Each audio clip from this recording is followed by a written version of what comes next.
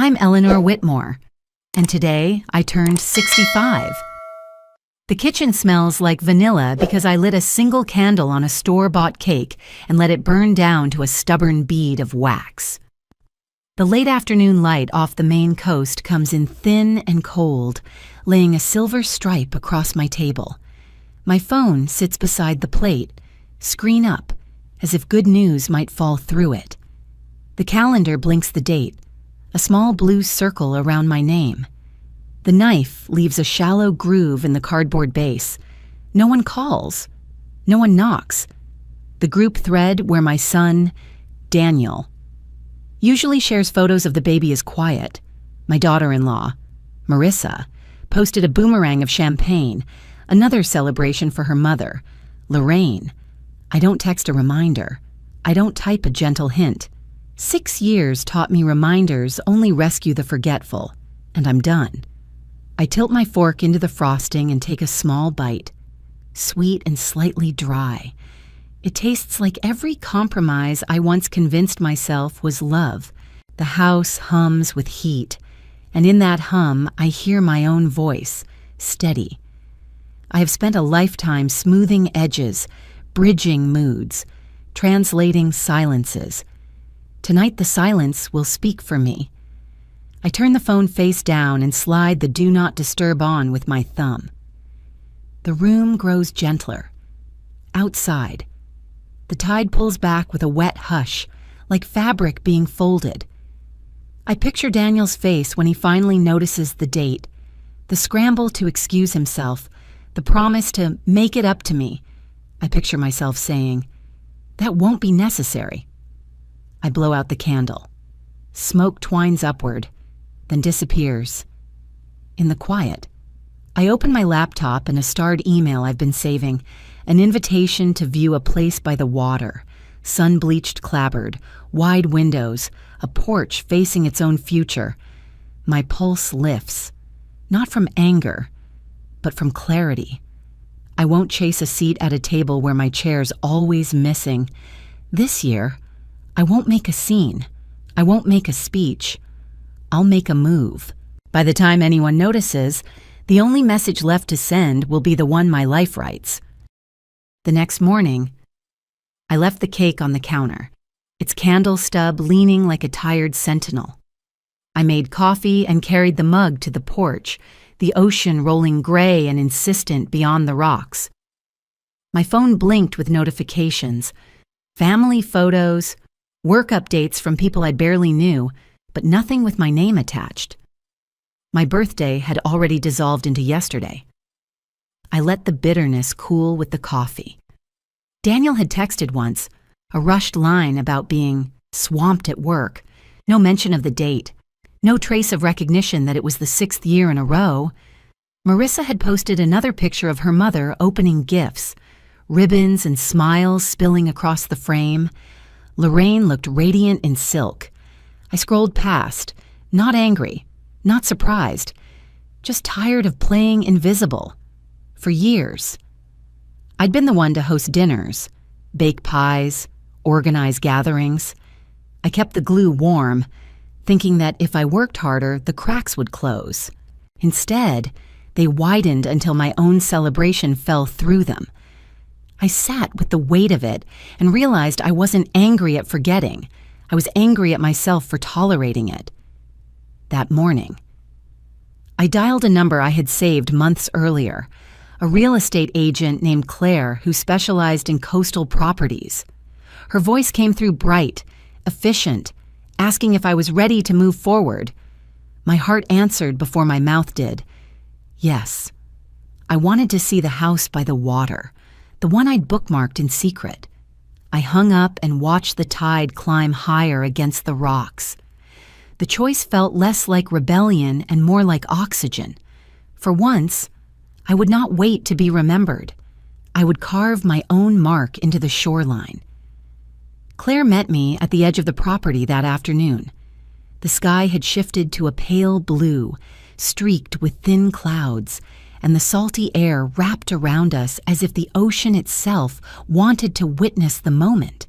The house stood just above the dunes, its clapboard siding weathered but dignified, the wide porch reaching out toward the horizon.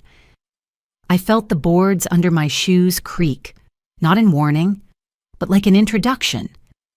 Inside, light poured through broad windows, flooding the rooms with a quiet glow. The kitchen was modest, its counters scarred by use, but I imagined the smell of bread rising there, the kettle whistling while the gulls cried outside. Every corner whispered possibility. Claire spoke of renovations, upgrades, potential market value, but her words faded against the thrum of my heartbeat. I wasn't calculating profit. I was measuring peace. She slid the papers from her folder and placed them on the counter. My hands didn't tremble as I reached for the pen. For years, I'd signed checks for school tuition, mortgage payments, holiday gifts that barely earned thanks. This was different. This was mine. Ink met paper in steady strokes, and when the final page closed, I felt taller somehow, as though the house itself had lifted me. Driving back, I stopped at a small bakery and bought a bottle of champagne. At home, I poured a glass, raised it against the fading sun, and snapped a photo with the caption, "Finally learning to celebrate myself." One post, nothing dramatic, just enough to tell the truth. Within minutes, my phone erupted, missed calls, messages, demands for explanation. I silenced them all, savoring the fizz on my tongue. For the first time in years, the taste of celebration was mine alone. The calls didn't stop. By evening, my phone buzzed so often it rattled against the counter like a nervous insect. Daniel tried first, his name flashing again and again.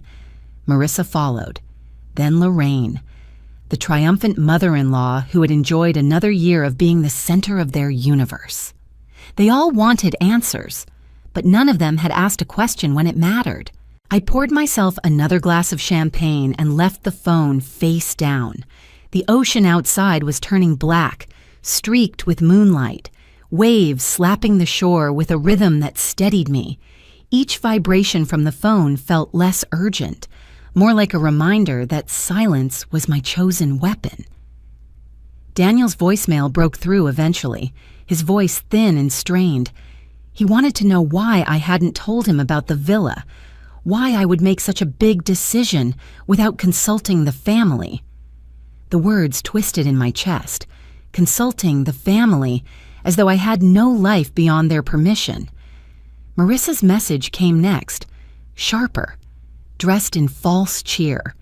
She called it a wonderful surprise, but I could hear the edge in her tone, like she was measuring how much she'd been left out. Lorraine's was blunt, commanding, telling me I was acting reckless at my age. I muted the device altogether and stepped onto the porch, letting the wind push against my hair. For years, I had begged for inclusion, softened my edges to fit into their circle. Now the circle was broken, and the gap where I once stood was theirs to notice. The night deepened, and with it came a clarity I hadn't felt in years. I realized I didn't owe them a response. Not tonight. Not tomorrow. The villa wasn't just property. It was proof that my silence could be louder than all their noise. The next morning, I woke before dawn, restless but calm. The horizon was painted in soft pinks and blues, and the house seemed to breathe with me, as though it already belonged. I sat at the kitchen table with a folder I had kept tucked away for months, the letter from Aunt Clara's attorney. My fingers smoothed the creases as I read her words again, the handwriting steady, the tone unapologetic. She'd left me $7.2 million, accumulated over decades of careful saving and quiet investments. Clara never flaunted wealth. She lived in a modest clapboard home and drove the same car for 20 years. But in her final note, she wrote, "Eleanor, you spent your life giving without asking. Use this gift to claim your space. Live unapologetically." I had hidden that truth from everyone, even Daniel. I needed to see what people valued when they believed I had nothing. The answer had been carved into 6 forgotten birthdays. Now, as I traced Clara's words, I felt less grief over the family I didn't have and more gratitude for the clarity she'd given me. I folded the letter, slid it back into its envelope, and locked it in a drawer. Some secrets were anchors, meant to hold until the tide was right. The villa wasn't just a purchase, it was the first step in honoring her faith in me. The phone rang again, but I didn't move to answer. Their sudden urgency felt hollow against the steady weight of Clara's voice in my mind. For the first time, I understood that silence wasn't emptiness. It was strategy, a way to measure who showed up when words weren't handed to them. 2 days later, I returned to the villa with a suitcase and a small bag of groceries. I wanted to breathe in the place as my own, to hear the echo of my footsteps in the hall before it filled with furniture. The porch boards flexed beneath me, welcoming rather than warning. I carried the groceries into the kitchen and set them down on the bare counter, the hum of the refrigerator my only companion. The knock came just as I was rinsing blueberries, sharp, impatient, not the knock of a neighbor. I opened the door and found Daniel, Marissa, and Lorraine standing together. Their faces carried a mixture of forced smiles and tight control, as though they had rehearsed this scene in the car. Daniel started first, arms outstretched, voice too bright. "Mom, we're just worried. Buying a house like this, all alone. Don't you think it's too much?" Marissa chimed in before I could answer. "We just want what's best for you. Maybe selling this place and moving into assisted living would be safer. You'd have company, activities, medical care." Her tone dripped with false kindness, but her eyes lingered on the keys in my hand. Lorraine didn't bother with pretense. "At your age, responsibility can slip away fast. Why not hand things over now before mistakes happen?" The words hung heavy in the salty air. I set the blueberries down and met each of their gazes. My pulse quickened, but my voice was steady. "This house is mine. My decisions are mine. I appreciate your concern, but I don't need your permission." They exchanged looks, uneasy but unwilling to retreat. In that moment, I understood. They hadn't come to protect me. They'd come to contain me. That night, after they left with tight smiles and unspoken frustration, I sat at the kitchen table with the folder of documents I had kept locked away. Their visit had stirred something sharper than doubt. It was suspicion.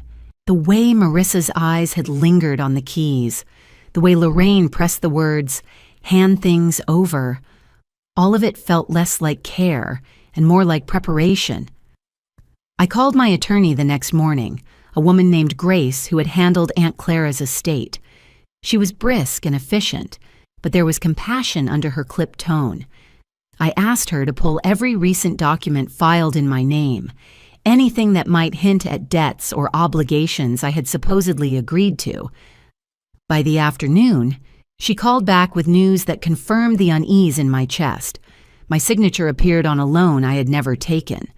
A shaky imitation of my handwriting sprawled across the bottom of a contract that tied my name to Daniel's financial mess. My stomach twisted, not just with betrayal, but with the knowledge that this forgery had been accepted as truth until now. Grace dug further. Marissa's employment history was thin, patched together with half-truths, and Lorraine, her record was not clean. 10 years ago, she'd been convicted in another state for elder fraud, a fact carefully buried under layers of relocation and changed addresses. I sat back, the ocean rolling steady outside, while the pieces settled into place. This wasn't just neglect or selfishness, it was a pattern. They had been circling, tightening, hoping I'd stumble so they could step in.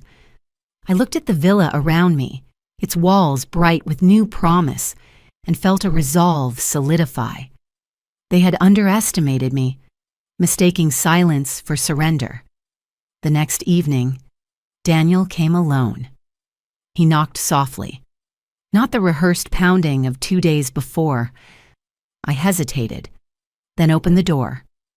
His shoulders slumped, his eyes avoiding mine as he stepped into the kitchen. The silence stretched until he finally spoke, his voice cracking. "Mom, I need to tell you the truth." He sat at the table, staring at the wood grain like it might swallow him. He confessed that the loan was his, that he had signed my name because he was drowning in debt. Marissa and Lorraine had pushed him, convincing him it was harmless, that I had enough to cover it, that no one would notice. His words spilled out in broken bursts, each one carving deeper into the space between us. I listened, my hands folded, my heart torn between fury and pity. The boy I once taught to ride a bike, the man who now wore exhaustion on his face, had chosen betrayal when honesty might have saved him. "I never wanted to hurt you," he whispered. "I just thought it was the only way out." The weight of his admission pressed hard. I felt anger rise, but alongside it came grief, not only for what he had done, but for the weakness that had led him there. He had let himself be led by people who saw me as prey. I stood and poured him a glass of water. My voice was steady, but my chest ached. "Daniel, I can forgive mistakes, but I will not excuse deceit. If you want to make this right, you'll have to stand against them, not beside them." He nodded, though his eyes shimmered with doubt. For the first time in years, the balance of mother and son had shifted. It was 2 nights later when the phone rang again, long after the tide had settled into its midnight rhythm. I almost ignored it, until the caller ID flashed a name I couldn't mistake, Lorraine. Against my better judgment, I answered. Her voice came sharp and uncoiled, stripped of the false warmth she used in daylight. "Eleanor, let's not waste time. Transfer $3 million to the account I'll send you, or the world will hear a very different story about you and your finances. Do you really want investigators digging into every corner of your life?" My grip on the phone tightened, but my breathing stayed calm. I had prepared for this days earlier. Grace had helped me install recording software approved under Maine's one-party consent law. The line was hot.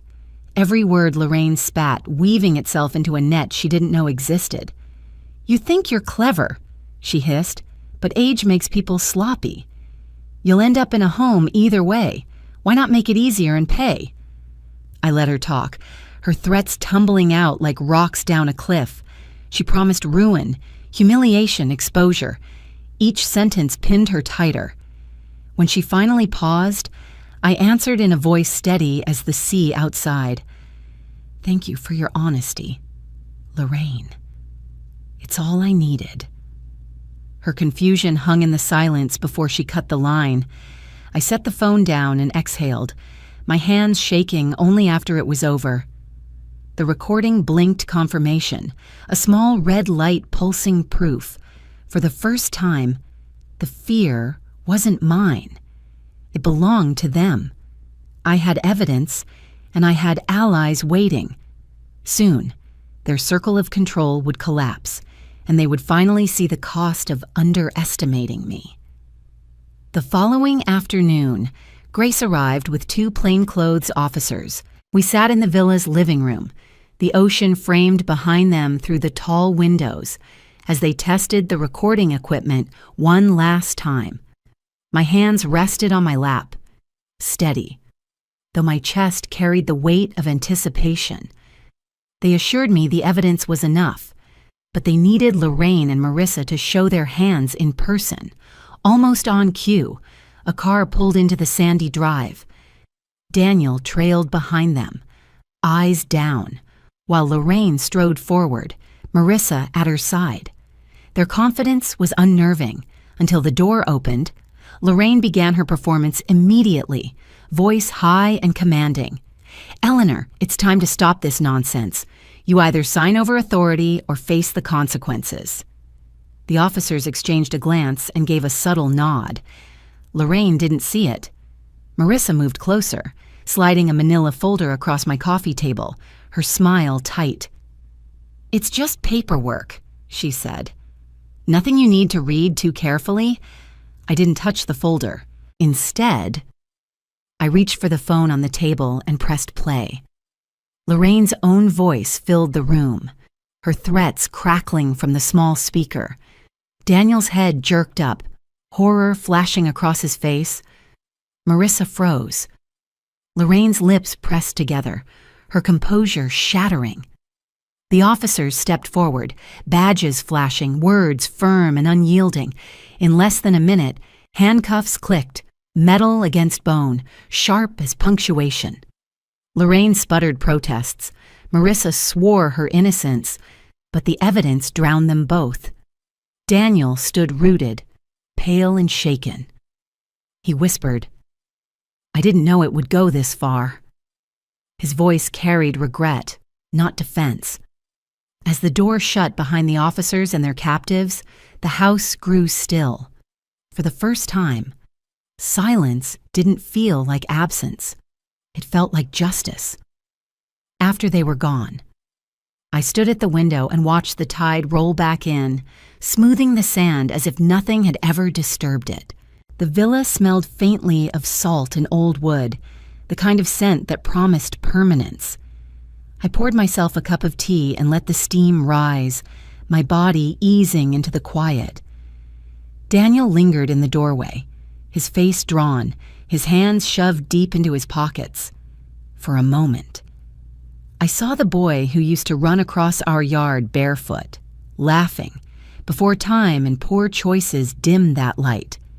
He spoke softly, careful not to disturb the fragile peace. "Mom, I'm filing for divorce.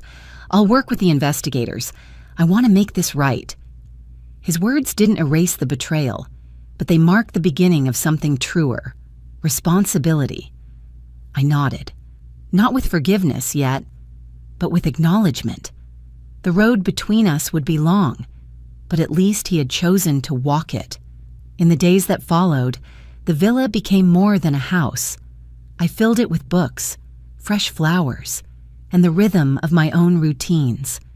Every morning I walked the shore, the sea foam curling at my feet, a reminder that life erases and renews in equal measure. At night, I sat on the porch with a glass of wine, not waiting for a call that never came, but savoring the quiet I had claimed. There were penalties from Clara's estate, a few government claims that clawed back pieces of the inheritance, but even with less, I felt more. What I had gained couldn't be measured in dollars. It was the right to breathe without asking, to choose without fear. For the first time in decades, I wasn't overlooked. I was free. Sometimes the sharpest revenge isn't shouting or striking back. It's living wide open, without apology, until the silence itself tells the world you are no longer theirs to ignore. Thank you for watching. If you enjoy these family drama and revenge stories, please subscribe and join me for more every day.